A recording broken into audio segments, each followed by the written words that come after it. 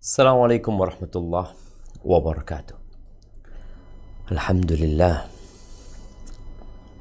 alladzi bi ni'matihi tatimmu shalihat. Segala puji bagi Allah Jalla Jalaluh yang karena nikmatnya kebaikan-kebaikan menjadi sempurna. Wa ma bikum min ni'matin faminallah. Tidak ada satupun kenikmatan yang ada pada diri kalian, melainkan itu dari Allah Azza wa Jalla. Dialah Allah yang menciptakan langit 7 lapis, menciptakan bumi dan menjadikannya landai, terhampar sebagai tempat penghidupan manusia. Di saat planet-planet yang ada tidak bisa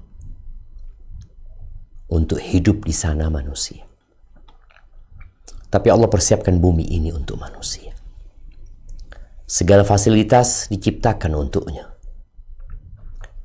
Semua sarana, prasarana yang dibutuhkan untuk melanjutkan kehidupan di muka bumi ini sampai waktu yang ditetapkan sudah dipersiapkan dengan sempurna.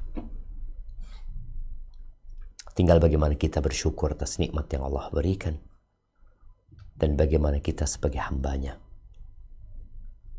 menjadikan nikmat-nikmat tersebut sarana untuk mendekat kepada Sang Pencipta. Allahumma salli wa sallim ala abdika wa rasulika sayyidina wa maulana Muhammadin wa ala alihi wa ashabihi ajma'in. Amma ba'd. Jamaah rahimakumullah, kembali kita berjumpa untuk mendekatkan diri kepada Sang Pencipta, untuk mencari solusi atas masalah yang kita hadapi agar kita tidak salah langkah. Dunia digital yang menjadi kebanggaan manusia, di mana mereka dengan teknologi yang dibuat, mereka dapat merasakan kemudahan yang tidak dirasakan oleh orang-orang sebelumnya. Tentu hal ini menjadi peluang bagi umat Islam untuk memanfaatkan teknologi yang ada sebagai media untuk menyampaikan agama Allah Azza wa Jalla. Berapa banyak dahulu informasi-informasi yang menyesatkan tentang umat Islam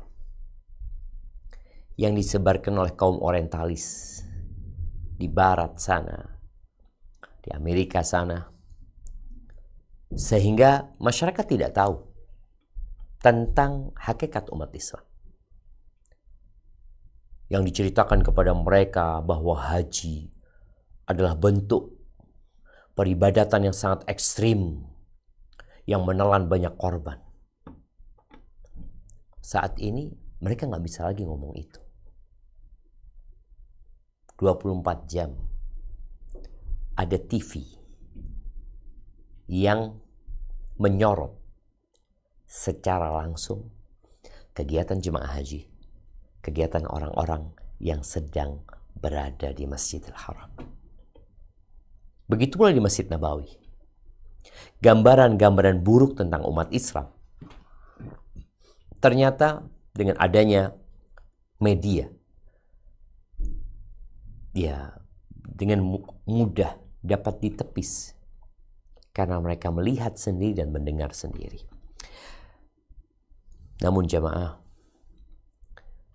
dunia digital ini menjadi ujian buat kita. Bersama dengan kemudahan yang ada tanggung jawab yang besar. Allah berfirman di surat Al-Anbiya ayat 35. Apa kata Allah Jalla Jalaluhu? A'udzu billahi minasyaitonir rajim. Kullu nafsin dha'iqatul maut wa nabluukum bisyarri wal khairi fitnatan wa ilaina turja'un. Tiap-tiap yang berjiwa akan merasakan mati. Kami akan menguji kamu dengan keburukan dan kebaikan sebagai cobaan yang sebenar-benarnya. Dan hanya kepada kamilah kamu dikembalikan. Allahu Akbar. Sebagai cobaan yang sebenar-benar. Artinya kenyamanan itu ujian. Ketidaknyamanan itu ujian. Kebaikan adalah ujian dari Allah. Dan keburukan juga ujian. Dan kita semua akan kembali kepada Allah Azza wa Jalla. Maka jangan sampai nikmat teknologi yang ada ini ternyata tidak mengantarkan kita kepada Allah. Malah membuat kita semakin jauh dari Allah Azza wa Jalla. Bicara dalam kurun waktu yang cukup panjang sampai seperti yang kita lihat sekarang, dan yang sekarang pun akan terus mengalami pertumbuhan, perkembangan yang kita nggak tahu 10 tahun ke depan bagaimana dunia digital ini. Bagaimana dampaknya kepada kehidupan sosial, kepada kehidupan ekonomi, politik, dan yang menjadi pembahasan kita adalah tentang bagaimana dampak negatif dari dunia digital ini terhadap kehidupan beragama. Sebelumnya, ada hal yang semoga kita bisa merenungkan. Bahwa umat Islam mengalami keterlambatan dalam memanfaatkan teknologi yang dibuat. Mungkin oleh orang lain yang membuatnya. Sehingga kita jadi mikir, apakah ini boleh atau tidak? Apakah dapat digunakan atau tidak? Ketika muncul mesin cetak buku, cetak majalah, mesin cetak lah, percetakan ya. Anda membaca, ketika mesin itu dibawa ke Mesir, dibeli oleh pemerintah Mesir, itu salah satu muftinya melarang untuk mempergunakan mesin tersebut. Karena mereka melihat mesin ini kerja sendiri gitu. Boleh jadi ada jin yang dipekerjakan di sana. Tapi dengan berjalan waktu akhirnya umat Islam memanfaatkan. Tapi udah terlambat. Artinya tatkala Barat sudah menggunakan mesin cetak itu untuk menyebarkan pemikiran-pemikiran mereka, kesesatan-kesesatan mereka, kita belum. Kita masih pakai mesin jadul. Nyetak yang mungkin pakai tangan ya. Tidak seperti mesin yang otomatis. Kemudian ketika muncul radio, sama juga. Umat Islam mempertanyakan, ini gimana ini? Apakah dapat digunakan atau tidak? Bahkan bagaimana ceritanya Malik Abdul Aziz ketika bersama tentara dan pasukannya terjadi keributan karena Malik Abdul Aziz menggunakan walkie-talkie itu ya untuk telepon jarak jauh yang dulu masih belum ada handphone. Mereka mengirakan ini pasti pakai bantuan jin seperti itu. Akhirnya ribut karena ketidaktahuan mereka dengan teknologi. Ketika muncul televisi di negeri kita pun sama. Terjadi keributan di antara para asatidah tentang bolehkah kita memanfaatkan televisi untuk sarana dakwah, untuk menyampaikan agama Allah ini. Ya, ada yang mendukung, ada yang tidak mendukung. Proses ini menyebabkan keterlambatan tadi. Memanfaatkan teknologi yang ada. Sehingga sudah dimanfaatkan untuk kejahatan dan keburukan. Baru sekarang kita berpikir. Dan masih ada mereka yang tidak memanfaatkan televisi sampai hari ini. Karena berpandangan, enggak, itu sarana yang haram. Mereka mungkin ada dalil-dalil yang mereka gunakan untuk mengharamkan televisi. Mengharamkan YouTube sekarang. Taib. Setelah televisi muncul media sosial ya, ada yang mengatakan janganlah, jangan dipakai, itu sarana isinya kemaksiatan di situ. Ada banyak iklan-iklan yang nggak baik, nanti orang pada nonton yang nggak bagus, ini macam-macam. Kemudian setelah itu, setelah bertahun-tahun, baru muncul fatwa yang mengatakan kita harus menggunakan media sosial untuk dakwah. Ana baca beberapa tahun yang lalu ya, beberapa masyayikh mengatakan akhirku tenggelamkan media sosial ini. Waktu itu belum muncul TikTok kalau nggak salah, atau belum viral, yang muncul dari Twitter ya, kemudian Instagram atau yang lainnya, untuk ditenggelamkan dengan konten-konten kebaikan. Akhirnya muncul bagaimana instansi-instansi keagamaan mulai memikirkan untuk memanfaatkan itu untuk dakwah, untuk menyampaikan agama Allah Azza wa Jalla. Tapi sudah terlambat. Artinya kalau bisa dikatakan di situ sudah ada 1 juta konten negatif, baru muncul 1 konten positif menghadapi 1 juta konten negatif. Kenapa? Karena media sosial ini semua orang menjadi konten kreator. Tanpa ada batasan, tanpa ada arahan, tanpa ada bimbingan, apa saja yang mereka ingin sampaikan, mereka sampaikan. Nah, instansi keagamaan terlambat memanfaatkan hal itu. Oh jangan ini, bahkan kita. Ketika TikTok mulai viral, Anda berulang kali menyampaikan, manfaatkan media ini. Oh, tunggu dulu, karena ini TikTok isinya nggak baik. Ya itulah, karena isinya nggak baik, kita isi dengan kebaikan. Kita ingin mendakwain orang-orang yang ada di tempat keburukan itu. Lama terjadi diskusi. Akhirnya ketika di situ ada jutaan kemaksiatan, kita baru mau. Dan kita akan ditanya sama Allah Azza wa Jalla. Semua adalah media dan sarana. Selama media dan sarana itu tidak haram dan tujuannya mulia, gak ada masalah dimanfaatkan. Taib, kalau antum akan bandingkan konten yang bermanfaat di media sosial, di dunia digital sana, dengan yang tidak manfaat, maka kita akan tahu keterlambatan kita.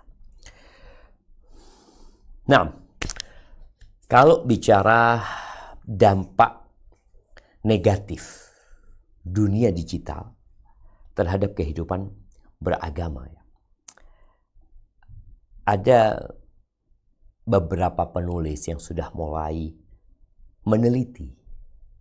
Kemudian mereka berusaha untuk memberikan masukan ya. Di antaranya kalau bicara dampaknya,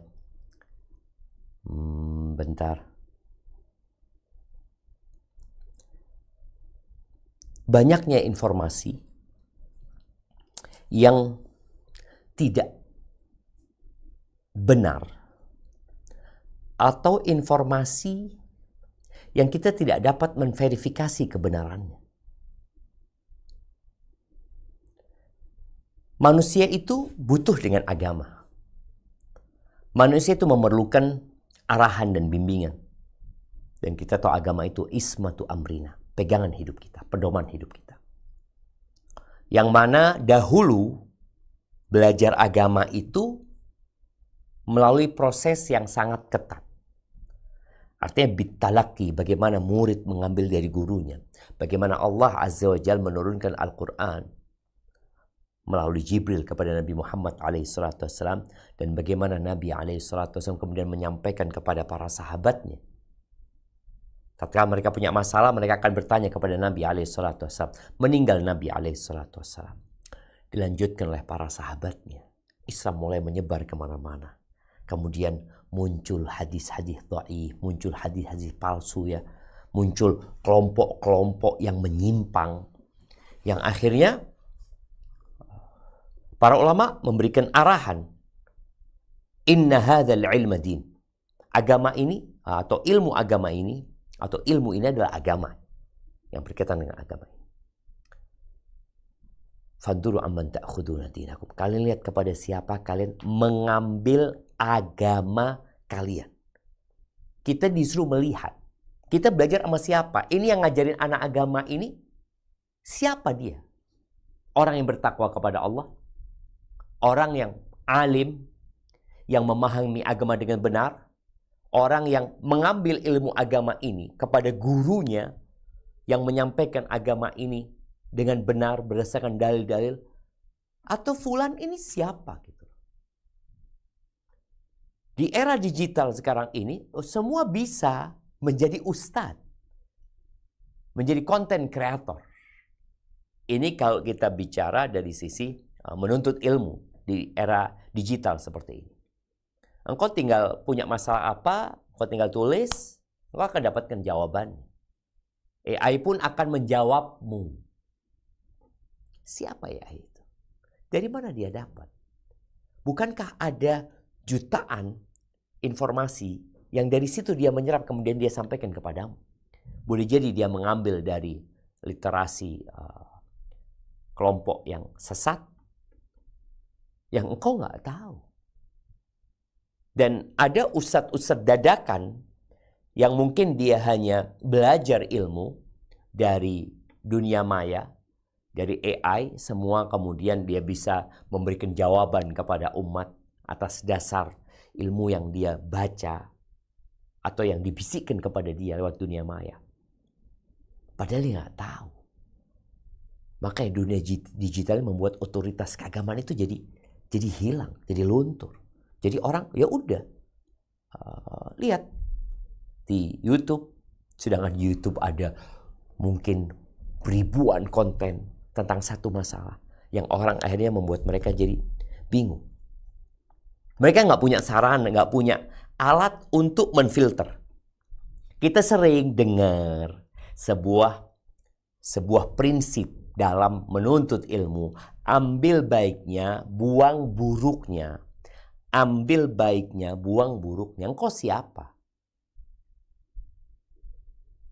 Kalau engkau orang yang tahu baik dan buruk, engkau jadi ustadz. Engkau nggak perlu dengar dari ustadz itu. Engkau duduk mendengarkan, enggak, aku ngambil yang baik, aku tinggalkan yang buruk. Engkau tahu dari mana bahwa saya yang disampaikan itu baik dan buruk? Apa landasanmu? Oh, aku pernah belajar di pesantren 6 tahun. Kemudian lanjut kuliah 4 tahun, belajar agama, belajar ilmu-ilmu alat, sehingga alhamdulillah aku punya pegangan. Oh, pantas engkau mengatakan ambil baiknya, buang buruknya. Bagaimana para ulama ketika mengkaji kitab-kitab yang penuh penyimpangan dalam rangka membantah dan menjelaskannya kepada umat, dia sudah tahu mana yang salah dan mana yang benar. Tapi ketika kita sampaikan kepada umat, udah, engkau ambil baiknya, buang buruknya. Boleh jadi yang dia anggap buruk itu baik, yang dia anggap baik itu buruk. Sehingga dia mengambil yang buruk dengan asumsi itu baik dan meninggalkan yang baik dengan asumsi itu yang buruk. Nah, ini dunia digital. Orang duduk di rumahnya. Dia tinggal pegang. Makanya bagaimana para ulama dahulu mengatakan, lihat kepada siapa engkau ngaji. Kepada siapa engkau belajar. Nah, apalagi dengan konten-konten yang pendek-pendek ya. Yang akhirnya membuat orang ikut menyebarkan. Dia dapat konten, dia pikir, oh ini bagus ya. Kemudian disebarkan kemana-mana. Tahu-tahu ada yang negur, afwan yang engkau sebarkan ternyata hadisnya dhaif. Hadisnya palsu. Aduh, aku nggak tahu. Aku pikir kan baik. Nah itu tadi. Manusia yang awam, yang tidak punya landasan ilmu, dia nggak bisa mengatakan ini baik, itu buruk dalam perkara-perkara yang detail. Ahibati fillah. Kemudian di antara dampak negatif ya, terjadi percampuran budaya dan nilai asing. Ya, dulu kita tahu budaya lokal. Kita tahu yang namanya tradisi, ada tradisi lokal. Dan kita tahu agama kita tidak menentang sebuah tradisi yang tidak berseberangan dengan syariat, dengan agama ini. Ketika semua orang itu duduk di rumahnya bisa melihat apa yang dilakukan di Amerika, apa kebiasaan orang Thailand, apa kebiasaan orang Taiwan, kemudian pindah ke kemana, ke Korea Selatan, kemudian nanti pindah lagi ke Amerika, kemana. Semua tontonan itu jadi satu ya. Bahkan kita lihat bagaimana ada di Indonesia konten kreator yang mungkin dia streaming aja selama, Anda dengar ada beberapa yang streaming sampai 50 hari. 50 kali 24 jam. Ngapain dia? Nggak ada. Dia ngundang fulan, nanti minum-minuman mereka. Mabuk, lah sholat, wala apa. Karena sudah bercampur. Ketika bercampur budaya ini, kemudian dia tawarkan kepada penduduk Indonesia. Karena dia orang Indonesia.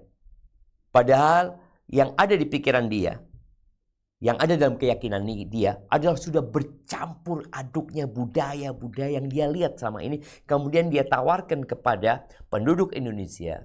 Masyarakat Indonesia dan mengatakan, aku ini orang Indonesia. Aku melakukan ini, aku Indonesia. Makanya akan luntur nilai-nilai yang luhur. Dan akhlak dalam kehidupan beragama akan merosot. Karena udah nyampur aduk. Dan semua bisa mengakses. Ya mungkin adalah usaha dari pemerintah kita untuk memblokir mungkin ya, menutup situs-situs pornografi. Ya, layak itu ditutup. Tapi ada situs-situs yang lebih bahaya daripada pornografi. Situs-situs yang merusak keyakinan. Yang menjadikan orang keluar dari agama tanpa dia sadar. Konten-konten yang dibuat. Orang kalau berzina, ada harapan dia masuk surga. Ada harapan dia diampuni sama Allah Azza. Tapi orang kalau rusak agamanya, rusak keyakinannya, kemudian dia keluar dari agama, walaupun sebaik apapun kelakuan dia, nggak ada harapan 0,0,01% untuk masuk surga. Nggak ada. Dan sekarang di era digital tadi dengan bercampurnya semuanya, nggak ada nilai-nilai keagamaan yang terjaga. Dan konten-konten itu bukan konten-konten yang ditutup. Karena kesyirikan dalam pandangan sebagian orang, ya itu ya biasa. Tapi kalau perzinaan, pemerkosaan, pembunuhan, wah. Padahal kita tahu, pembunuhan itu dosa besar, perzinaan itu dosa besar. Ya. LGBT itu dosa besar. Tapi syirik, satu-satunya dosa yang tidak diampuni sama Allah. Tapi dengan adanya dunia digital ini nggak ada. Jadi boleh jadi omongan-omongan yang mengandung kesyirikan dan kekufuran dianggap guyonan dan dinikmati oleh banyak orang, kemudian kadang-kala diikutin oleh anak-anak. Nah, jemaah, ini menjadi sebuah tantangan ya. Bagaimana dengan pesatnya perkembangan era digital ini, ya kehidupan beragama menghadapi tantangan serius yang tidak bisa diabaikan. Karena semua orang bisa berekspresi, semua orang bisa bikin konten, dan kita akan melihat ya, fenomena akhlak buruk itu menyebar. Di mana melemahnya rasa hormat kepada orang tua, kepada orang yang lebih tua. Kemudian kepekaan spiritual juga luntur. Orang tidak peduli sama orang lain. Yang ada aku. Dan sudah kita lihat konten-konten kreator yang tidak mempedulikan hal itu. Yang ada dalam benak dia adalah fulus, viral. Yang ada dalam benak dia bagaimana algoritmanya, itu yang dia pastikan harus dia jaga. Bagaimana dia mendapatkan saweran umpamanya, mendapatkan uang. Itu aja.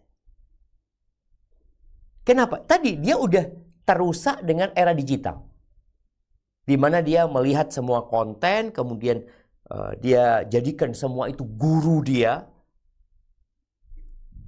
Lalu dia jadi orang yang tanpa agama, tanpa akhlak. Yang ada dalam benak dia adalah hanya uang. Taib, ini era digital yang seharusnya mempercepat penyebaran nilai-nilai luhur ya. Cuma karena tadi ada proses terlambat kita untuk ikut serta meramaikan dunia digital tersebut, ternyata kita kalah saing ya. Kalah saing untuk mempercepat tersebarnya dakwah ini, karena ternyata mereka udah lebih cepat dulu. Ada sebuah ungkapan ya. Ungkapan orang-orang terdahulu ya. Dia mengatakan, mata yatimul bina'u yawman aw mata yablughul bina'u yawman tamamahu idza kunta tabni wa ghairuka yahdumu.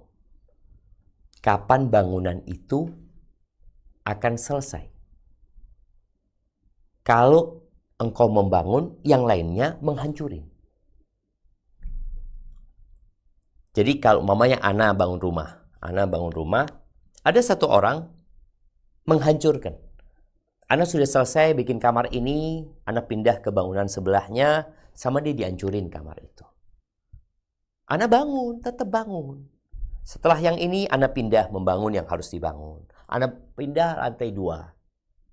Ana pindah lantai 2, lantai dasar dia hancurin. Itu tiang-tiangnya. Itu kalau 1:1.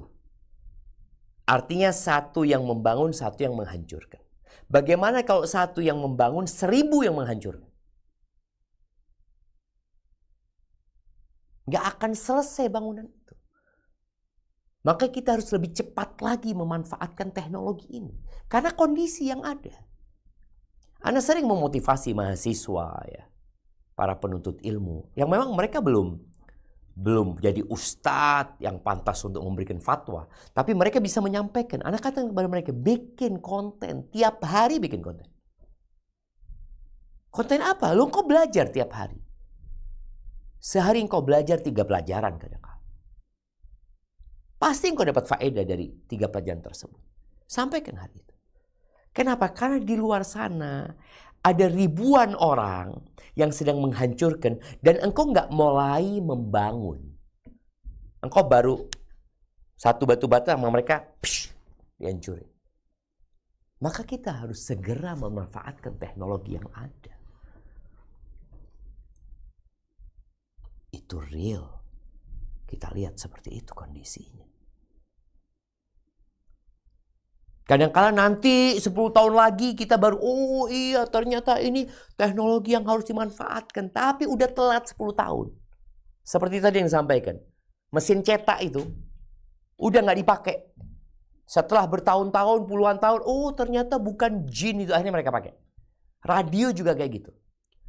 Setelah digunakan untuk menyebarkan pemikiran-pemikiran yang baik dan yang tidak baik ya. Kita belum pakai karena kita takut. Ternyata setelah berapa tahun, oh ternyata ini. Tapi udah telat. Jangan lagi nih teknologi yang ada, akhirnya kita masih bingung untuk memikir ini boleh atau tidak. Lalu silahkan ditanya oleh para ulama. Dikaji, tapi cepat dan segera.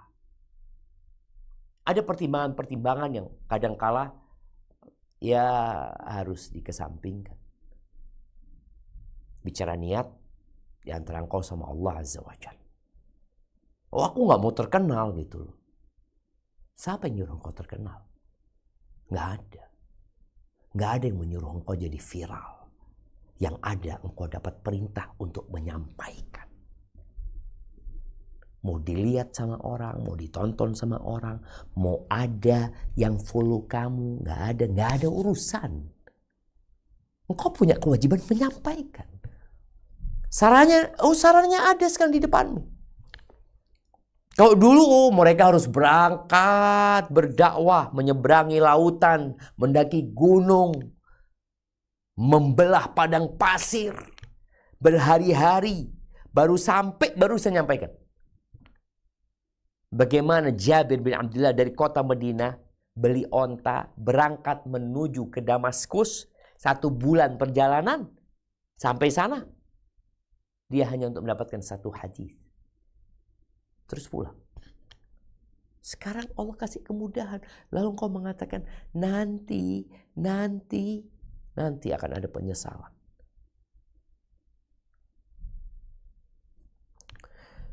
Kemudian jamaah, di antara dampak negatif dunia digital terhadap agama ini, runtuhnya keluarga memang. Dan berubahnya norma serta dasar-dasar kehidupan. Ya, mau tidak mau, era digital ini membawa perubahan besar ya dalam struktur sosial dan termasuk yang terkecil yaitu rumah tangga. Nabi SAW menyampaikannya, akan ada fitnah nanti. La tada'u baita Arabin illa dakhala. Oh, kama qala Nabi SAW. Ada fitnah yang akan masuk ke setiap rumah orang Islam. Semua rumah dimasukin. Mau rumah itu dari kayu, mau rumah itu dari batu, mau rumah itu dari semen, masuk. Dan penafsiran hadis ini, ya dengan berjalannya waktu dan banyaknya peristiwa-peristiwa yang sudah dilewatin umat, maka mereka menafsirkan dengan kondisi pada masa itu. Dan pada saat ini, sebagian ulama menafsirkan internet. Itu fitnahnya. Yang masuk ke rumah. Yang meruntuhkan keluarga. Merubah norma-norma dan dasar-dasar kehidupan di dalam rumah tangga. Bahkan standar orang baik itu standar TikTok. Standar suami yang soleh itu suami yang disebutkan dalam TikTok, yang disebutkan dalam Instagram. Oh ini loh. Kita kadang-kadang dapat quote-quote ya. Ketika kita buka, oh ini pas banget dengan kondisi aku sekarang gitu loh. Nanti dia, oh pas banget dengan kondisi. Yang perlu dipertanyakan, ini benar enggak? Jangan karena perasaanmu sedang seperti itu, lalu engkau mengatakan, oh ini pas banget buat aku. Lalu engkau mulai sebarkan ke fulan. Mau dikatakan di situ. Suami yang kurang perhatian sama istrinya adalah suami yang telat balas WA istrinya. Yang tidak menchat istrinya ketika dia sampai ke tempat kerja. Suami yang baik tuh, Masya Allah, yang ketika dia sampai tempat kerja dia WA istrinya, dia tanya istrinya ini dan itu. Yang kalau WA dia kirim gambar-gambar bunga, ini suami yang soleh katanya, seperti itu. Ketika dia lihat, waduh suamiku nggak kayak gini. Ini jadi standar dia untuk mengkritik suaminya. Dia nggak membayangkan kalau dia di posisi suaminya yang sedang bekerja, yang sedang capek, lelah di bawah terik matahari, yang dia harus menjalankan tugas-tugas bosnya, yang dia harus memikirkan banyak problematika dalam dunia kerja yang harus dia tuntaskan. Si istri WA terus, mana kok nggak dibalas engkau? Ini dunia digital. Di masa lalu, ketika seorang suami, ingat suami ini pemimpin dalam rumah. Dan suami itu adalah surga dan nerakanya istri. Di masa lalu, sebelum ada handphone, ada telepon, ketika suami berangkat kerja, dia pamit sama istrinya, sama anak-anaknya. Sang istri mendoakan sang suami, sang anak juga mendoakan ayahnya. Mereka mengatakan, kita tunggu ayah pulang, mudah-mudahan selamat sampai rumah. Sudah. Full, sang istri akan fokus melaksanakan tugasnya di rumah, nggak ngurusin suaminya. Karena dia tahu, aku punya tugas di rumah, suamiku juga punya tugas di tempat sana. Dia ada anak-anak yang harus dia selesaikan. Tapi ini kadang-kala nggak terjadi. Di Indonesia, ya jumlah pernikahan itu kalau nggak salah 1,5 juta lah kira-kira tahun lalu. Yang cerai 500.000. Hampir 500.000. Artinya hampir sepertiganya itu bercerai. Dan yang ada ini boleh jadi adalah generasi-generasi lama yang mempertahankan rumah tangganya. Sedangkan generasi-generasi baru paling banyak anak-anak muda. Karena tadi norma dan dasar-dasar kehidupan dalam rumah tangga itu jadi hilang. Standarnya adalah Instagram quote-quote tadi yang jadi standar oleh mereka. Maka ya ini menjadi PR buat kita semuanya. Kemudian ahibati fillah, di antara dampak negatif dari era digital ini, harta yang paling mahal milik manusia dalam pandangan agama itu akhirnya dibuang dan disia-siakan. Apa? Waktu. Allah Azza wa Jal berfirman, wal fajri wal duha wal nahari idza tajalla wal asri wal lail. Ini nih bagian-bagian waktu fajar, waktu duha, waktu siang, waktu asar, waktu malam yang merupakan modal hidup manusia itu disia-siakan. Orang kadangkala menonton hal-hal yang tidak berguna. Waktunya habis untuk itu. Mungkin bukan kemaksiatan yang dia tonton, tapi yang dia tonton hal-hal yang tidak berguna, yang hanya menghabiskan waktu dia. Yang seharusnya dia membaca Al-Quran, dia baca buku, dengan adanya konten-konten yang pendek ya. Ini termasuk konten yang membuat kecerdasan orang jadi tumpul, kepekaan dia jadi hilang ketika dia sibuk dengan konten yang pendek-pendek tuh. Kita ngikutin. Enggak, orang tuh suka sama yang pendek, betul. Maka dibuatlah yang pendek-pendek.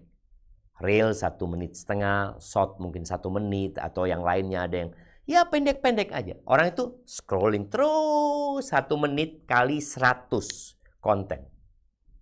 100 menit. 1 menit kali 120 konten. 20 menit.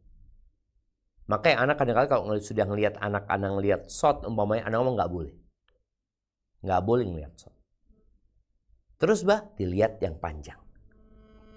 Dan itu juga membantu bagaimana orang jadi fokus, jadi konsentrasi. Ya dia perlu duduk. Orang tuh kepingin konsentrasi manusia itu jadi gampang pecah. Dan ini akan merusak ibadah dia sendiri. Ketika orang yang konsentrasinya nggak bisa panjang, ketika dia sholat, dia kepingin cepat-cepat selesai. Ketika dia dengar khutbah, dia ingin cepat-cepat selesai. Karena dia terbiasa dengan konten yang pendek-pendek. Khutbah Jumat nggak bisa 1 menit. Nggak bisa 1 menit setengah. Engkau dituntut untuk mendengarkan, menyimak 15 menit. Tapi dia udah rusak. Udah nggak bisa konsen 15 menit. Banyak yang merusak konsentrasi dia. Ini dunia digital tadi. Maka kita harus mengarahkan. Oke, mana yang kita ambil manfaatnya, mana yang kita harus tinggalin. Subhanallah jamaah. Bicara waktu ini perlu kita itu sekali-kali di malam hari melakukan muhasabah untuk waktu kita. Kita ini kadang-kadang merasa aku sibuk, aku ini itu. Engkau ngaji berapa juz? Berapa juz ya? Engkau ngapain seharian? Nih, khususnya bagi istri yang mungkin dia di rumah saja menjadi komandan tertinggi dalam rumah sebagai ibu rumah tangga. Semua sudah disiapin sama suaminya. Coba engkau lihat. Kenapa engkau tidak bisa membaca 1 juz? Pecah konsentrasinya gara-gara dunia maya. WA kadangkala, telepon ya. Telepon, kadang kala telepon nggak manfaat. Cuma mau ngobrol aja. Dulu orang kalau mau ngobrol, butuh effort yang besar. Dia harus keluar rumahnya, sekarang nggak. Ngobrol di sana berjam-jam, saling memberikan komentar ini itu. Ketika ditanya sama suaminya, engkau sudah laksanakan hal ini? Kata dia, belum. Ngapain aja engkau? Aku banyak kerjaannya ini itu. Coba dilihat. Boleh jadi karena faktor digital ini. Kemudian yang terakhir ya, dampak negatif dunia digital ini terhadap agama, hilangnya identitas keislaman dan kaburnya ciri-ciri khas kepribadian muslim. Hilang. Kenapa? Karena dia mau viral. Dia mau cari fulus. Akhirnya dia lupa dengan agama. Apalagi dengan banyaknya informasi yang nggak benar, akhirnya nggak kelihatan lagi. Ada muslim. Ini muslim yang sebenarnya. Dan ya mau tidak mau ya, kalau kita lihat penampilan, gaya hidup, cara berpikir yang perlahan-lahan menjauh dari ajaran Islam yang sebenarnya, hingga tadi identitas muslimnya jadi nggak jelas gitu. Apa solusinya? Allah berfirman di surat At-Tahrim ayat 6. Silahkan dibaca. A'udzu billahi minasyaitonir rajim. Ya ayyuhalladzina amanu qu anfusakum wa ahlikum naro wa ahlikum naro wa ahlikum Wa naro ahlikum. wa ahlikum naran wa quduhan nasu wal hijaratu 'alaiha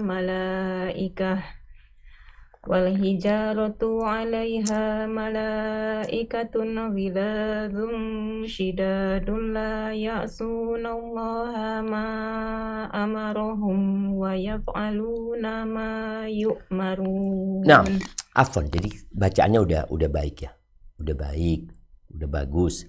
Tapi di akhir harokat yang tidak seharusnya panjang, coba ditampilkan ayatnya. Nah, turunkan. Ketika membaca wal hijaratu 'alaiha. Jadi tunya jangan dikasih mat kayak gitu. Siap, barakallahu fik, baca artinya. Hai orang-orang yang beriman, peliharalah dirimu dan keluargamu dari api neraka yang bahan bakarnya adalah manusia dan batu. Penjaganya malaikat-malaikat yang kasar, yang keras, dan yang tidak mendurhakai Allah terhadap apa yang diperintahkannya kepada mereka, dan selalu mengerjakan apa yang diperintahkannya. Barakallahu fiik. Ini solusinya memang. Ya, ini agama Islam adalah agama yang memang dipersiapkan oleh Allah untuk menutup semua agama. Nabinya penutup seluruh nabi. Kitabnya penutup seluruh kitab yang ada. Kita beriman dengan Nabi Adam, Nabi Nuh, Nabi Ibrahim, terus sampai Nabi Isa AS, kita beriman. Kemudian ditutup dengan Nabi kita Muhammad AS. Kita percaya dengan adanya suhuf Ibrahim. Kita percaya dengan Tauratnya Nabi Musa. Kita percaya dengan Zaburnya Nabi Daud. Kita percaya dengan Injilnya Nabi Isa AS. Dan kita meyakini pula bahwa kitab-kitab itu sudah dihapuskan dengan datangnya Al-Quran. Dan di kitab itu juga banyak penyimpangan, ditutup dengan Al-Quran. Sehingga agama Islam ini adalah agama yang cocok, yang sudah persiapkan untuk menghadapi semua tantangan di masa kapanpun dan di bumi yang manapun. Lihat bagaimana kita menyelamatkan diri kita dan keluarga kita dari api neraka. Maka yang pertama harus dilakukan adalah menanam. Kalau tadi kita bicarakan nilai-nilai yang mulai hilang, akhlak yang mulai luntur, maka mau tidak mau kita harus menanamkan benih-benih standar kebaikan itu dan kebenaran di generasi kita. Dia mau nggak mau akan hidup di era digital. Dia mau tidak mau akan pegang handphone. Dia mau tidak mau akan nonton. Ya mau gimana? Oh enggak, aku akan larang mereka nantinya. Di mana kau melarang mereka? Engkau larang ke tetangga, anak tetangga pegang handphone. Engkau larang, oh anak mungkin sepupu dia pegang handphone. Maka bagaimana kita menanamkan nilai-nilai kebaikan, standar-standar kebenaran, akidah yang benar akan keesaan Allah Azza wa Jalla, akan keagungan Al-Quran dan Sunnah Nabi SAW, bahwasanya itulah sumber agama kita. Asyhadu an la ilaha illallah, asyhadu anna Muhammad Rasulullah. Tanamkan hal itu, nilai tauhid ini. Sehingga ketika dia lewat pemikiran yang menyimpang, dia punya kesiapan untuk menendangnya. Dan tidak akan masuk ke dirinya. Paling tidak dia nggak akan tonton. Karena dilihat berseberangan dengan akidah dia. Tapi kalau anak-anak nggak dikasih, ya dia akan melihat, oh pemikiran ini kayaknya baik ya.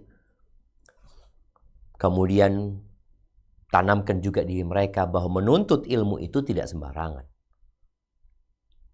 Tidak kepada semua orang. Tapi kepada orang-orang yang memang menjalankan amanah itu dengan benar. Dan dia mengambil ilmu dari sumber yang benar. Ini sebagai bentuk penanamannya. Kemudian setelah itu, setelah kita tanam, mau tidak mau, kita perlu rawat yang sudah kita tanam. Kita perlu sirami. Kita lihat bagaimana petani ketika nanam padi, setelah dia nanam, tidak dibiarin. Dia akan perhatikan itu padi. Terkadang mau nggak mau harus kasih pupuk. Terkadang ada yang rusak, harus dibuang dan diganti. Bukan sekali, tapi dia jaga itu tanamannya. Dia rawat sampai panen. Kita pun orang tua, ya selain kita sendiri yang harus memperhatikan diri kita, bagaimana menjaga, merawat, dan menumbuhkan ya sampai waktunya panen. Kemudian memberikan benteng, membentengi mereka dengan amal. Rasul SAW 1446 tahun yang lalu beliau sudah mengatakan badiru bil a'mal fitanan kaqita'il lailil mudlim. Kalian segeralah beramal sebelum datang fitnah-fitnah seperti potongan malam gelap gulita. Sebelum datang itu beramal. Karena kalau tadi ilmu disampaikan, ya akidah ditanamkan, tapi mereka nggak ngamalin. Sholat juga enggak umpamanya.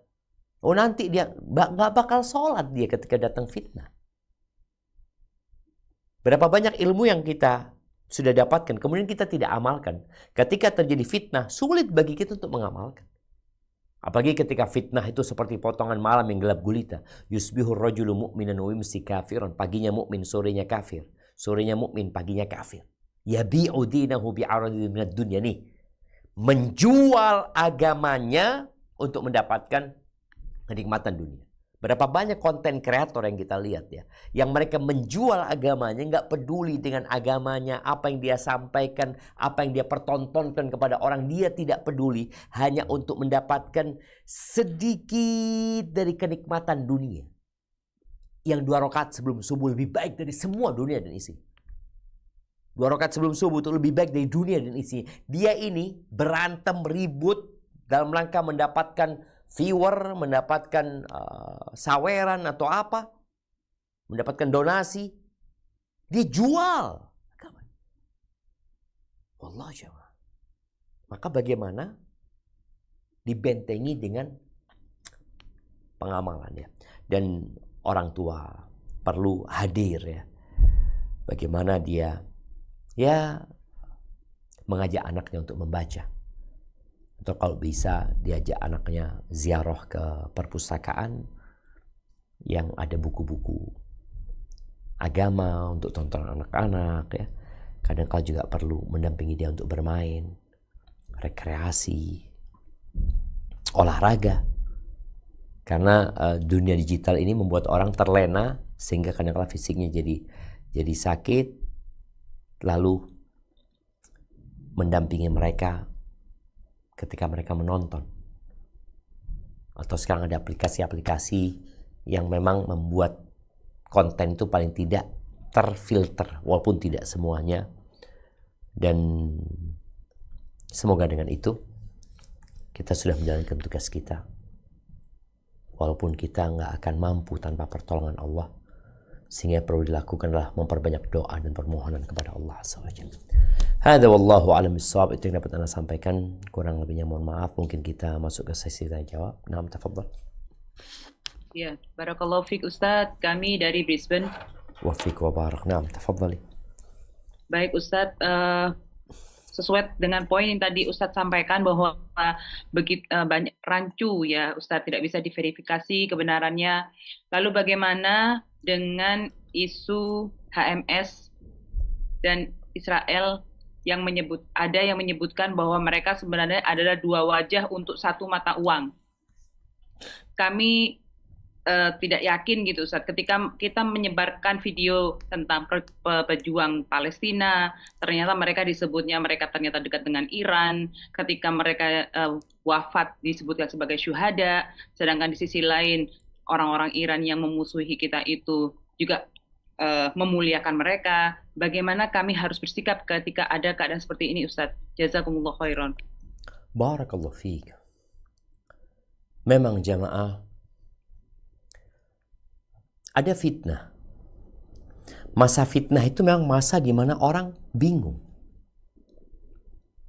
Apalagi ketika ada asap yang membuat pandangan mata kita kabur. Di saat tadi yang disebutkan, oh mereka berjuang. Tapi mereka kok punya kedekatan sama Iran ya? Kok Iran mendukung mereka sekali gitu loh. Sedangkan Iran ini membantai Ahlus Sunnah wal Jamaah. Dan mereka juga yang menyerang Saudi umpamanya dari Houthi yang ada di Yaman umpamanya. Tapi Houthi juga menyerang Israel. Jadi akhirnya orang itu jadi kebingungan. Maka pada saat bingung, mintalah kepada Allah pertolongan agar Allah memberikan petunjuk. Doa kita, doa buat para mujahidin yang benar-benar untuk menegakkan agama Allah, untuk membela agama mereka, membela diri mereka. Jadi doa kita bukan untuk kelompok tertentu akhirnya. Makanya kalau kita lihat doa para ulama dalam kondisi yang penuh dengan fitnah ini, mereka mendoakan Allahumma ansuril mujahidin fi Filistin. Allahumma ansur ikhwan mustad'afin fi Filistin wa fi Gaza. Jadi siapa yang masuk dalam konteks mujahidin yang sebenarnya, siapa yang masuk orang-orang yang memang berjuang untuk Allah Azza wa Jalla, itu yang kita doakan. Tapi kalau sudah berkaitan dengan nama, kelompok, tadi orang jadi bingung. Maka kita akan mendapatkan para ulama sebagian mengatakan A, sebagian mengatakan B, yang kita akhirnya gimana menyikapi itu? Itu yang harus kita lakukan. Tugas kita membantu saudara-saudara kita yang ada di Gaza. Tugas kita mendoakan mereka. Kita punya kelebihan harta, bantu. Mereka dalam kondisi yang memang harus dibantu. Adapun kelompok-kelompok ini, itu tadi. Memang mereka ada sebagian ulama yang menyatakan mereka benar-benar berjuang. Ada yang mengatakan, ya mereka siapa sih sebenarnya gitu. Hadza wallahu a'lam. Jadi kita nggak perlu menyibukkan diri kita dengan kelompok-kelompok tersebut. Tugas kita adalah bagaimana mendoakan mereka yang benar-benar berjuang dan membantu saudara-saudara kita yang tertindas di sana. Hadza wallahu a'lam bissawab. Nah.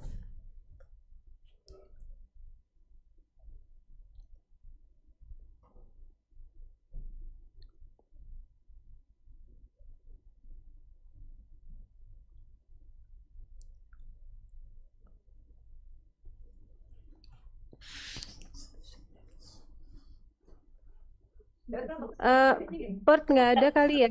Kita coba. Oh ada, oke. Warahmatullahi wabarakatuh, Ustaz. Waalaikumsalam warahmatullahi wabarakatuh. Ahlan wa sahlan. Naam. Apa ini mungkin agak menyimpang atau Menyimpang dari mana ini? masih dari tema. Pertanyaannya ialah bila kita orang, maksudnya ada manusia yang tinggal di pedalaman yang tidak pernah mendengarkan ajaran Nabi Muhammad SAW. Gimana? Afan, diulangin. Ya, ulangi ya, Pak. Ah. Oke. Manusia yang tinggal di pedalaman, di dalam hutan misalnya, Siap. hutan belantara yang tidak pernah mendengarkan ajaran Nabi Muhammad SAW, itu nanti di padang mahsyar nanti, di manakah nasibnya, Ustaz? Apakah dicemplungin ke neraka atau ke surga? Barakallahu fikum. Jazakallah. Iya, di Australia kira-kira ada nggak yang tidak mendengar tentang Islam? Ini saya berbicara yang misalnya hidup di hutan belantara, misalnya Irian Jaya. Iya, betul. Nggak, pertanyaan anak, di Australia ada nggak daerah-daerah yang mungkin belum terjamah dengan internet di sana? Oh, di Australia mendengar ya. Ada nggak? Orang yang Baik. Siap. Pertanyaan yang menarik sekali ya. Pertanyaan ini menarik sekali karena di dunia yang sudah canggih seperti ini, Ana rasa masih ada orang-orang yang nggak mendengar, ya. Nggak sampai kepada mereka internet ya. Mungkin kalau tadi dikatakan di Papua, mungkin di Papua Nugini, mungkin juga di daerah-daerah lainnya. Wallahu a'lam bishawab. Tapi yang jelas, Rasul sallallahu alaihi wasallam ya pernah menyampaikan, "Sayablughu hadzal din ma balaghal lail wan nahar." Beliau alaihi salatu wasallam mengatakan, agama ini akan sampai. Beliau masih di Mekah waktu itu, atau sudah di Madinah. Agama ini akan sampai di mana ada malam dan siang. Kita tahu bumi ini memang ada daerah yang malam terus, yang siangnya sedikit. Tapi kan ada malam di situ, ada siang di situ. Akan sampai agama ini ke sana. Dan agama ini akan sampai ke semua rumah. Mau rumah itu dari kayu, mau rumah itu dari batu, mau rumah itu di perkotaan, mau rumah itu, subhanallah. Dan dengan melihat era digital ini, boleh jadi itu menjadi sarana untuk menyampaikan agama Allah ini. Terus bagaimana kalau ada orang yang belum mendengar tentang Islam ini? Belum mendengar. Atau sampai mati dia nggak mendengar tentang Islam. Rasul sallallahu alaihi wasallam mengatakan, "Walladzi nafsu Muhammadin biyadi, la yasma'u bi ahadun min hadhil ummah, Yahudiyyun wala Nasraniyyun, wa lam yu'min billadzi ursiltu bihi, illa kana min ashabin nar."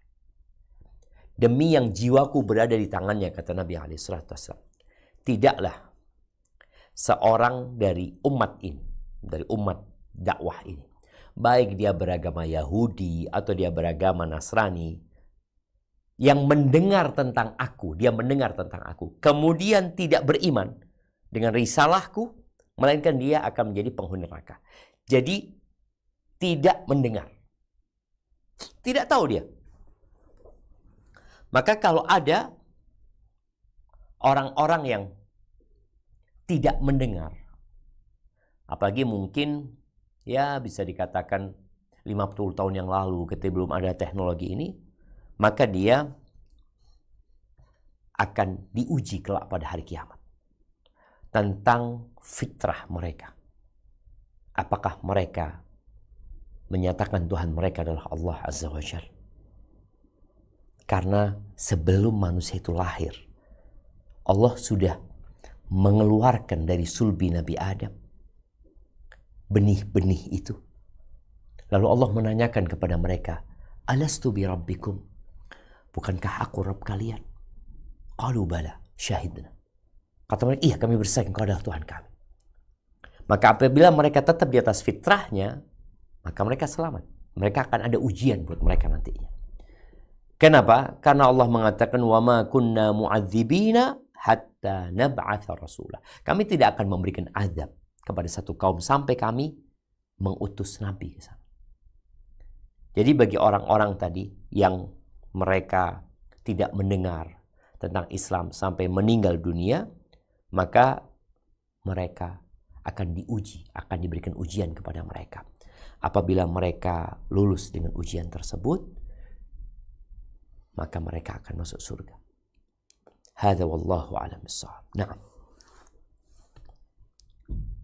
Barakallahu fiik, Ustadz dari Sydney mau tanya, di sini itu kalau demo dukungan Palestina itu luar biasa Ustadz. Setiap minggu di kota, dari yang muslim dan non muslim, orang Australia semuanya ikut demo.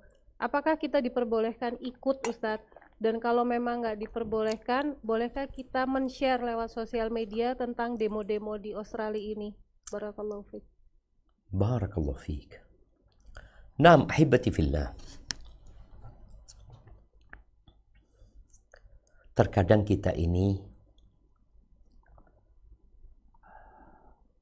tidak tahu dengan penyakitnya apa, kemudian kita bertindak mengobati.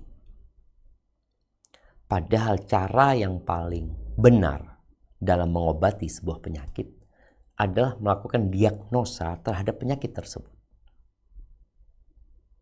Kemudian ketika didiagnosa, oh kita tahu ternyata penyakitnya adalah A, maka penanganannya adalah seperti ini. Apa yang terjadi dengan saudara-saudara kita di Palestina? Dengan jumlah umat Islam yang mencapai 2 miliar. Berapa sih? Anak belum tahu jumlah Yahudi. Jumlah Yahudi di dunia. Ini kata AI ya. Jumlah populasi Yahudi di dunia diperkirakan sekitar 15 juta, 2.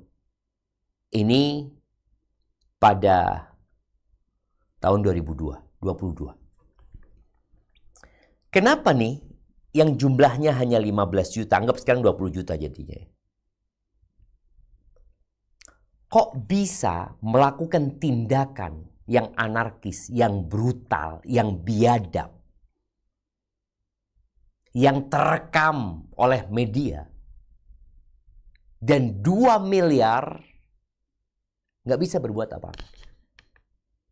Demo sana, teriak sini. Emangnya mereka dengar? Emangnya berhenti Israel ketika kita melakukan itu? Ketika kita tahu penyakitnya ini dari kita sendiri. Oh ini biadab Israel. Iya mereka memang biadab. Dari dulu mereka seperti itu. Nabi-nabi dibunuh sama mereka. Jadi jangan bicara, oh mereka itu jahat banget Ustaz. Bayi-bayi, oh bayi. Nabi dibunuh sama mereka. Bahkan Nabi Isa alaihissalam, mereka mau bunuh. Setelah disalib, mereka mau inna qatalnal masiha Isa ibn Maryam. Kita telah bunuh Nabi Isa. Rasulullah utusan Allah, kata mereka. Mereka memang biadab. Pertanyaannya, kenapa kok kita nggak bisa menghadapi mereka? Masalahnya di mereka apa di kita?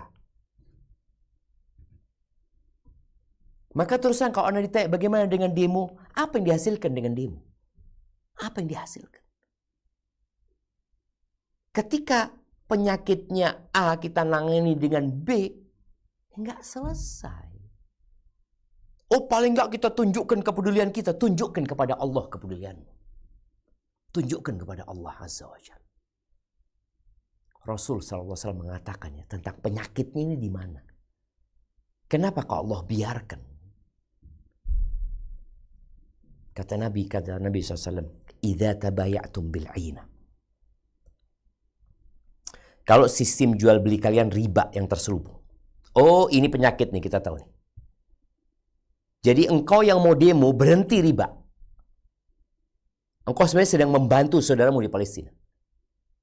Engkau berhenti dari sistem-sistem yang diharamkan oleh Allah Azza wa Jalla. Itu bentuk engkau menolong saudaramu di Palestina. Tapi kalau orang berdemo riba dia lakukan, malu-maluin engkau. Engkau menjadi penyebab Yahudi membantai. Karena engkau termasuk punya peran dalam menjalankan riba. Yang memang riba itu salah satu yang menyebarkannya di muka bumi ini adalah Yahudi. Allah sudah sebutkan dalam Al-Quranul Azim, wa aklihimur riba wa nuqatnuhu anhu. Dari dulu mereka bagaimana berusaha riba ini tersebar. Dan ketika umat Islam bermuamalah dengan riba, mereka yakin gak ditolong sama Allah tuh umat Islam. Mereka punya ilmunya karena mereka pernah dibiarkan sama Allah SWT. Mereka merasakan itu. Dan bagaimana yang mereka menyebarkan yang namanya riba dalam kehidupan umat Islam. Kemudian nih, orang kalau sudah riba, ya udah. Yahudi membantai, mereka nggak bisa berbuat apa-apa. Mereka menjadi penyebabnya. Idza tabayatum bil 'aina wa akhadtum adnab al-baqar wa raditum biz-zar'. Kalian sibuk dengan dunia kalian. Yang ini sibuk dengan peternakannya, yang ini sibuk dengan pertaniannya, yang ini sibuk dengan jabatannya, dengan kedudukannya. Tapi yang pertama Nabi sebut riba tuh. Jadi momok yang merusak kepribadian umat Islam. Wa taraktumul jihad, dan kalian meninggalkan jihad. Apa yang akan terjadi? Sallatallahu alaikum dhullan la yanzi'uhu. Ingat ya, hadis Nabi SAW ini, hadis Thauban. Allah akan menimpakan kehinaan. Bukan Yahudi yang menimpakan kehinaan, tapi Allah yang murka kepada umat Islam. Allah akan menimpakan kepada kalian kehinaan yang gak akan dicabut. Gak akan dicabut sama Allah Azza wa Jalla. Sampai kapan? Hatta tarji'u ila dinikum. Sampai kalian kembali kepada agama kalian. Pertanyaannya, apakah demo itu sebagai bentuk kembali kepada Allah Azza wa Jalla, kembali kepada agama Allah Azza wa Jalla, atau tidak? Ketika tidak, tinggalkan. Kembalilah kepada agama Allah Azza wa Jalla, agar Allah mencabut kehinaan ini. Jadi memang sistem riba ini yang menjadi kehinaan umat Islam. Dan sebagian kita berada di dalam sana, biasa-biasa aja. Tapi kalau untuk bela Palestina, oh bela Palestina. Loh, engkau menjadi penyebab mereka dibantai. Maka ahibati fillah, kita sudah tahu penyakitnya apa dan obatnya kembali kepada agama Allah Azza wa Jalla. Apa yang dihasilkan dari demo-demo tersebut? Mungkin yang bisa engkau lakukan, bagaimana engkau tidak mendukung serangan ke Israel, serangan Israel ke tempat umat Islam. Bagaimana kau mengirimkan uangmu ke sana? Bagaimana kau berhenti dari semua yang membuat Allah murka? Bagaimana kau mengajak umat Islam untuk meninggalkan riba? Kita tinggalkan riba. Kita tinggalkan riba. Berhenti semua dengan riba. Pertolongan Allah akan turun. Bukan dengan dia kita teriak-teriak kepada kedutaan Israel, kedutaan Amerika, kita minta tolong sama mereka. Sedangkan yang menimpakan kehinaan adalah Allah kepada kita, disebabkan kita. Seharusnya kita mintanya kemana? Ya ke Allah Azza wa Jalla, bukan ke mereka. Tapi wallahu a'lam, mungkin sebagian mengatakan, oh itu sebagai bentuk kita pembelaan kepada saudara kita. Ana lihat tidak dengan cara itu. Maka jangan ikut demo, tapi ikutlah terus mendukung saudara kita di Palestina. Dengan cara yang tadi sudah kita sebutkan. Jangan menyebarkan tentang demo itu, tapi sebarkan bagaimana cara agar Allah menolong kita. Agar kita selamat dari kehinaan yang ditimpakan oleh Allah kepada kita. Gara-gara kita. Dan Allah Azza wa Jalla mengatakan, "Iyansurkumullah fala ghaliba lakum." Kalau Allah menolong kalian, nggak ada yang bisa ngalahkan kalian. Nggak ada yang bisa ngalahkan kalian. Mau Amerika dengan kekuatannya, mau Cina, mau Rusia, mau siapapun. Iyansurkumullah fala ghaliba lakum. Nggak akan ada yang bisa mengalahkan kalian. Yakin. Wa iyakhzulkum. Tapi kalau Allah membiarkan kalian, Allah nggak kasih pertolongan sama kalian. Oh, kita jumlahnya banyak, kita punya kekuatan, kita punya persenjataan yang lengkap. Kata Allah, "Faman dzalladzi yansurukum min ba'di." Siapa yang akan nolong kalian? Senjata kalian nggak akan nolong kalian. Jumlah kalian nggak akan nolong kalian. Tapi pertolongan itu dari Allah Azza wa Jalla. Para ulama sering menyebutkan ya, ketika jumlah musuh lebih banyak dengan persenjataan yang lengkap ya, umat Islam jumlahnya lebih sedikit, tapi mereka bertakwa kepada Allah, Allah tolong. Tapi kalau umat Islam nggak bertakwa kepada Allah, jumlah mereka lebih sedikit, senjata mereka nggak lengkap, mau menang dari mana? Maka ahibati fillah, ini buat anak sendiri ya. Kita harus peduli dengan saudara-saudara kita di Palestina. Kita harus berusaha menolong mereka. Kita juga harus berpikir bagaimana supaya pertolongan Allah turun. Dan ini bukan tugas pribadi-pribadi. Tugas semuanya secara umum. Bukan tugas pribadi. Semua ini menjadi tugas setiap muslim ya. Bukan hanya tugas pemerintah, tugasnya fulan, enggak. Kita punya tugas. Kita jalankan dan kita akan ditanya kelak pada hari kiamat. Apa yang kau lakukan untuk menolong saudara-saudaramu? Karena al-muslim akhul muslim. Orang muslim itu saudara untuk muslim lainnya. Dan hak-hak saudara itu harus kita berikan. Kalau ada hak saudara kita yang kita tidak berikan, maka kita bisa dituntut pada hari kiamat. Hadza wallahu a'lam bissawab. Barakallahu fiik, Ustadz menyampaikan pertanyaan titipan dari Canberra. Bismillah.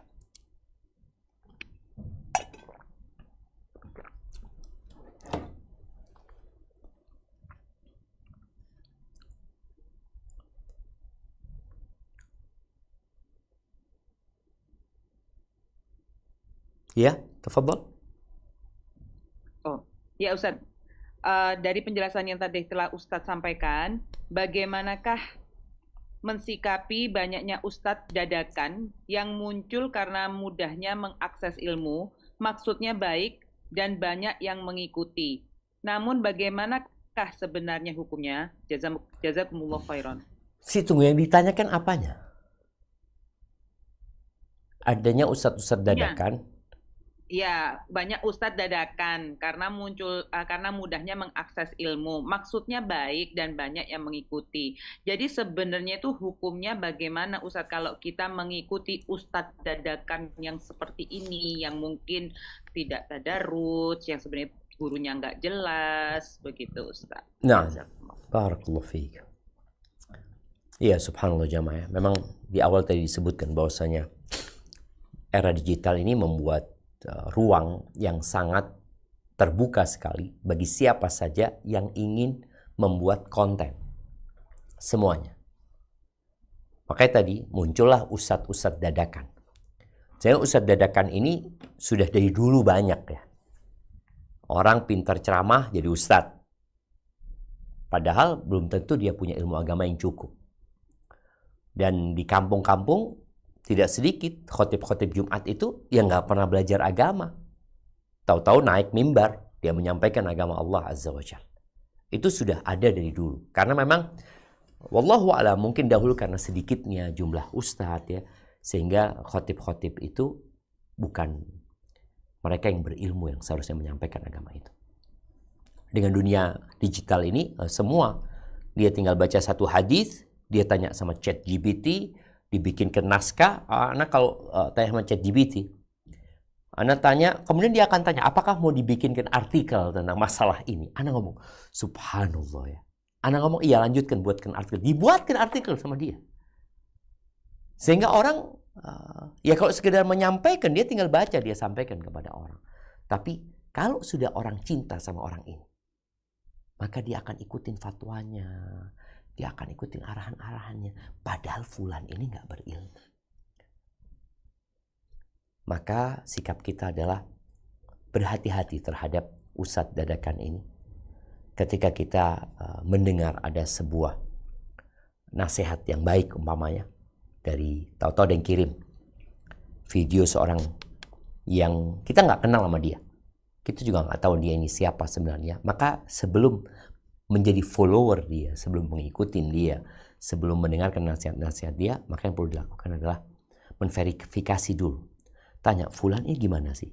Kalau kita kenal dengan seorang ustadz yang bisa kita tanyakan secara langsung ya, kita tanyakan, fulan gimana sih ustadz? Anak kok lihat menarik ceramahnya ya. Karena kan menarik ceramah ini tinggal bagaimana retorika seseorang menyampaikan, bagaimana cara dia memiliki public speaking yang bagus, tapi apakah fulan ini memang layak untuk diikutin seperti itu? Itu perlu ditanyakan. Setelah kita dapat jawaban, ya nanti kita lihat kalau ternyata dia seorang penuntut ilmu yang baik dan dia mungkin memang ingin meramaikan dunia digital ini dengan kajian-kajian dia, ya selama yang dia sampaikan adalah hal-hal yang tidak terlalu mendalam umpamanya, silahkan. Kita perlu arahan dari para ustadz, para guru. Jangan lagi mengatakan ambil baiknya, buang buruknya. Karena tadi, kita nggak punya gitu loh. Kita nggak punya alat untuk memverifikasi itu. Kecuali dengan cara bertanya. Hadza wallahu a'lam bissawab. Bismillahirrahmanirrahim. Assalamualaikum warahmatullahi wabarakatuh. Waalaikumsalam warahmatullahi wabarakatuh. Kami dari Melbourne ada pertanyaan. Di media sosial juga banyak sekali video-video tentang doa-doa sehari-hari, doa-doa sesuai sunnah. Apakah kita diperbolehkan ba'da sholat misalnya gitu Ustaz ya, kita mengaminkan doa-doa tersebut, apakah diperbolehkan? Oke, barakallahu fikum. Jadi ini berkaitan dengan doa yang dibaca oleh, yang baca siapa? Nah, yang baca doa itu siapa? Ustaz, kita hanya mengaminkan aja. Iya, yang baca doa Boleh itu nggak? siapa? Lewat ini video-video itu, video yang ada di medsos itu. Nah, Kayak misalnya dari Saudi, kayak gitu-gitu. Ustaz. siap. Jadi jemaah, kalau doa itu doa yang dibaca oleh manusia, bukan oleh rekaman. Jadi manusia yang membaca, orang sedang berdoa, maka silakan diaminkan, nggak apa-apa. Ada orang berdoa kebaikan, kita aminkan. Tapi kalau ternyata itu rekaman, maka kita yang seharusnya berdoa, ini rekaman ini. Siapa yang berdoa? Nggak ada. Dia hanya mesin, yang saya mesin ini tidak diperintahkan untuk berdoa, mesin itu. Makanya sebagian ulama ketika ditanya tentang bagaimana azan yang dari rekaman, bukan azan, hanya suara, maka sebenarnya mata enggak wajib kita menjawabnya dan tidak perlu dijawab, karena memang bukan ada orang yang sedang memanggil, itu hanya rekaman. Maka wallahu alam ya, anak nggak tahu, tapi yang jelas ketika itu manusia yang berdoa silahkan diaminkan. Tapi ketika itu mesin atau alat, boleh jadi itu hanya untuk mengingatkan kita, seperti disetel dikir pagi dan petang. Oke, silahkan. Kita membaca juga seharusnya. Oh, dia sedang membaca doa ini, aku baca juga doa ini. Walaupun mungkin ada yang membolehkan untuk mengaminkan selama itu permohonan kebaikan. Cuma memang permohonannya bukan dari manusia, tapi dari mesin seperti itu. Hadza wallahu a'lam bissawab. Nah.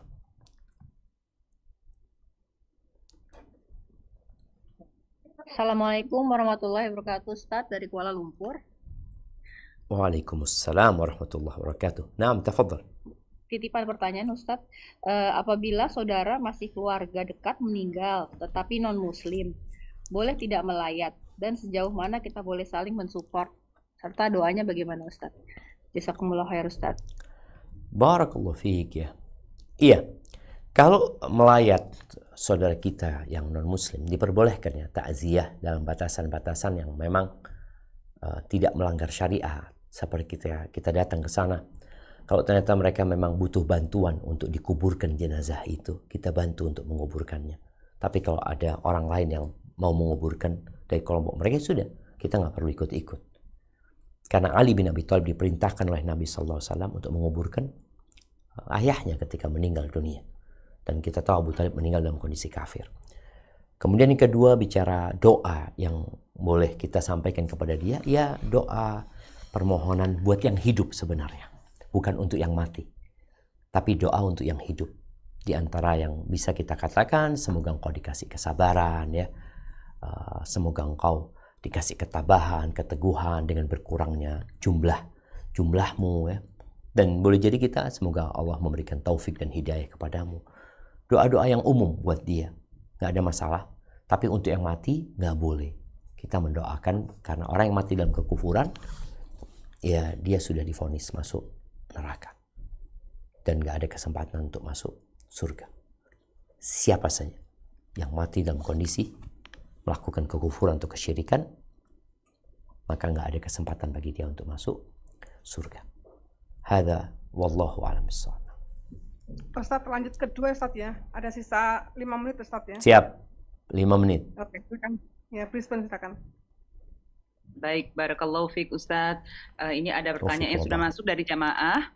Apakah dengan adanya dampak-dampak negatif digital ini adalah salah satu dari tanda-tanda kiamat yang akan datang? Jazakumullah khairan.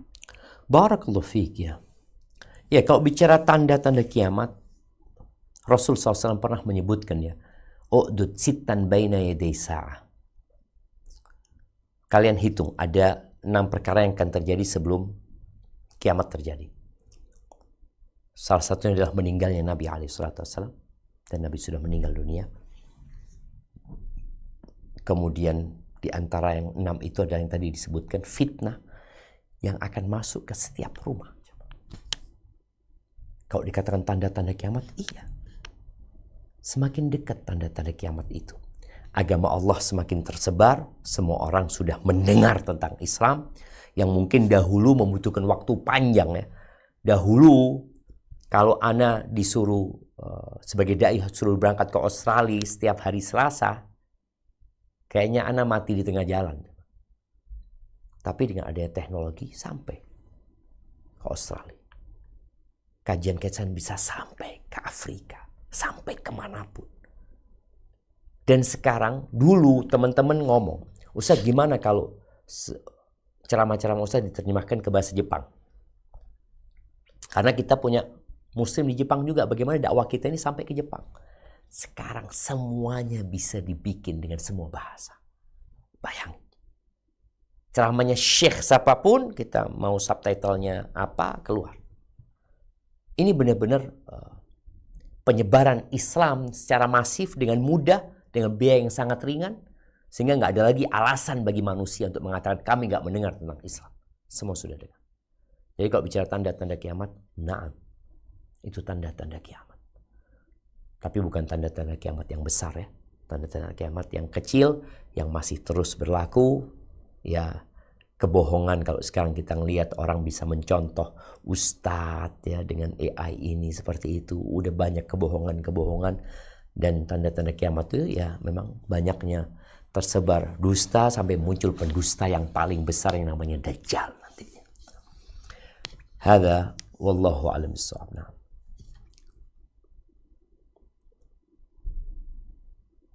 Nah, satu lagi. Dari Perth ya Ustaz. Siap. Ya.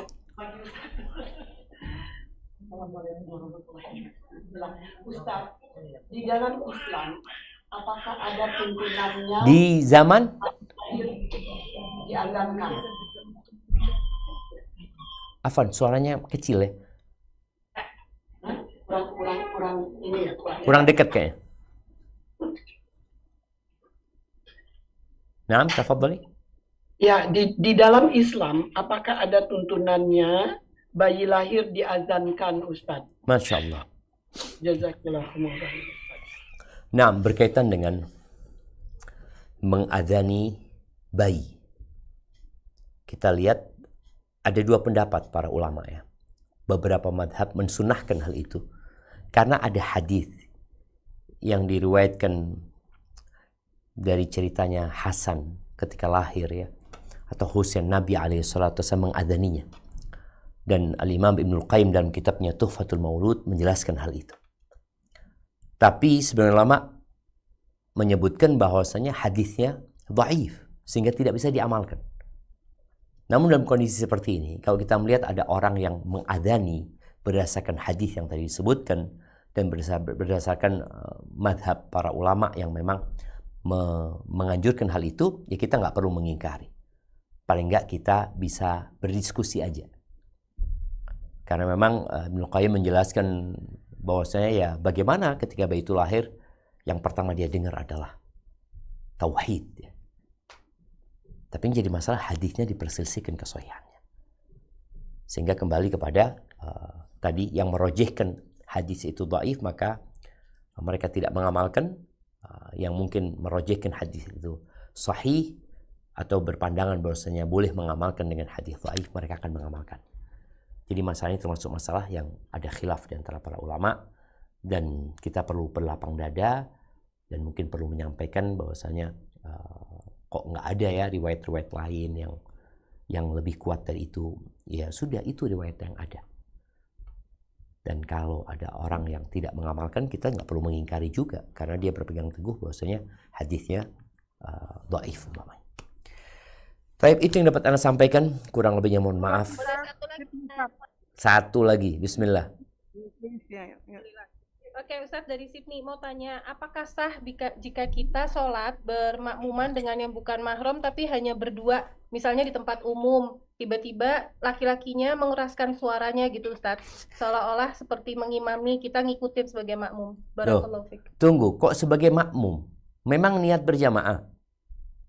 Iya, jadi kita masuk, ada sekep kayak musola gitu Ustadz, kelihatan yang laki cuma satu, dan kita masuk juga sendiri, terus kita nyambung jadi makmumnya karena yang memang niat jadi makmum.